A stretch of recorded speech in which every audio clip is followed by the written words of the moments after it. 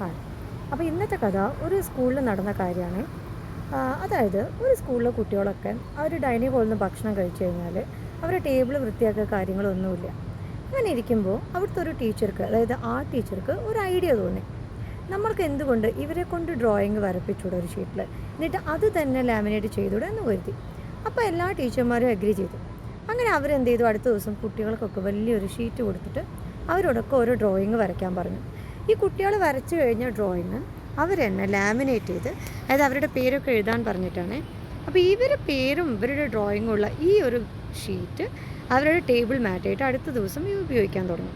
അടുത്ത ദിവസം പോലെ ഇതൊരു മാജിക്കായി എന്ന് തന്നെ പറയാം കേട്ടോ. ഈ കുട്ടികളെല്ലാം അവർ ഭക്ഷണം കഴിച്ച് അവരുടെ ടേബിൾ ക്ലീൻ ചെയ്യുന്നു, മാറ്റ് ക്ലീൻ ആക്കുന്നു. കാരണം അവർക്ക് തന്നെ തോന്നി ഇത് അവരുടെ ഡ്യൂട്ടിയാണ്, അവരുടെ സ്വയം ഉത്തരവാദിത്വബോധമാണ് ഈ മാറ്റ് ക്ലീൻ ചെയ്യുക എന്നുള്ളത്. അപ്പോൾ സ്റ്റാഫിൻ്റെ ഒരു ഉദ്ദേശം എന്ന് വെച്ചാൽ കുട്ടികളെ കൊണ്ട് ഈ കാര്യങ്ങൾ ചെയ്യിക്കാനായിരുന്നു. അപ്പോൾ അതിലവർ സക്സീഡായി.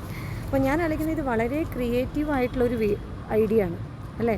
അപ്പോൾ ഇതുപോലെ എന്തുകൊണ്ട് നമ്മൾക്കും ചിന്തിച്ചുകൂടാ? കുട്ടികൾക്ക് സ്വയം ഉത്തരവാദിത്വ ബോധം വരണമെങ്കിൽ അവരെ നമ്മൾ എൻകറേജ് ചെയ്യണം. അത് അവർക്ക് തന്നെ തോന്നണം ഇത് അവരുടെ ഡ്യൂട്ടി ആണെന്നുള്ളത്.